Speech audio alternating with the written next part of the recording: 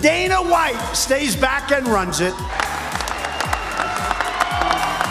They have made no secret about it. And congratulations to Dana White, UFC. Donald Trump coddled Dana White in the White House. Most importantly, he truly loves and believes in our country.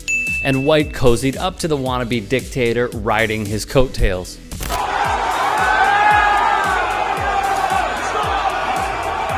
When MAGA stormed the Capitol because their guy lost, you want to really kind of bring the country together. Republicans preached unity. And no matter what's going on in this country right now, we need to unite. Something Dana White tried his hand at. Like these guys, heeding the call delivered by their dear leader, didn't try to overthrow democracy through lies and deceit to make the United States a fascist state. This is what White supports. We need to clean up some of these cities, and we need to take care of law enforcement. Oh, do we, Dana? We need to take care of police? The attack led to the deaths of 5 people, including Capitol Police Officer Brian Sicknick. What do you have to say for the crowd that cheered you on at MAGA rallies killing law enforcement? White even tried his best being a Trump disciple, a whipping boy for his master, putting out an attack ad on the media for cautioning the harsh realities of living in the midst of a pandemic where the President of the United States does not care to protect its citizens from the virus. Yours truly even made a cameo. Thanks for the airtime, Dana. Much love, bro. What the UFC commissioner has done is given air to the troubling right-wing ethosphere of conspiracy theories and corruption because, well, he saw a lane for himself and his sport to flourish. He used Donald Trump and Trump used him back. They even kissed Trump's ass by running a documentary about the 45th president titled Combatant in Chief. They took it down only recently because, you know.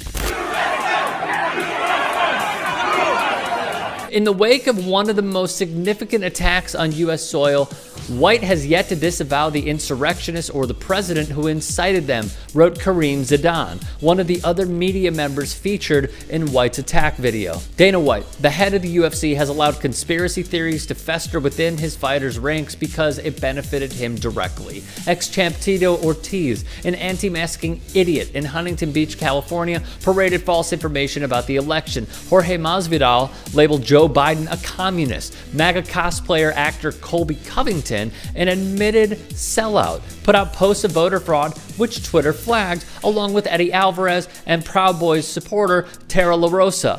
The UFC, while in bed with the Trump administration, applauded several of their fighters to go from city to city with Donald Trump Jr. in their Fighters Against Socialism bus tour. Funny, they, along with several other Trump supporters, despise socialism.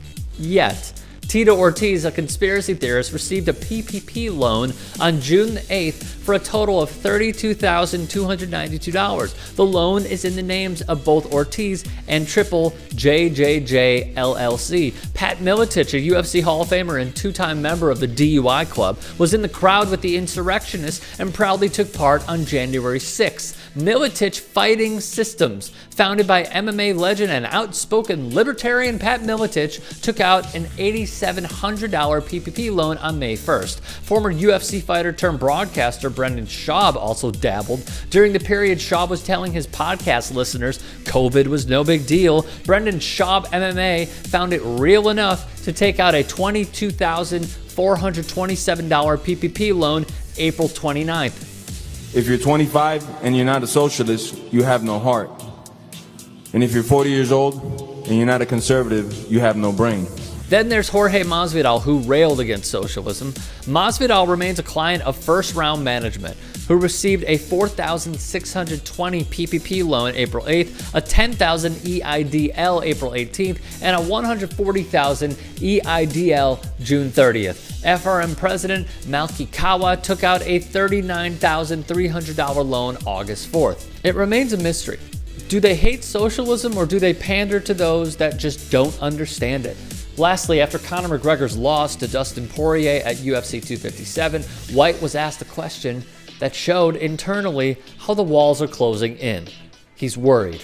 And frankly, he should be.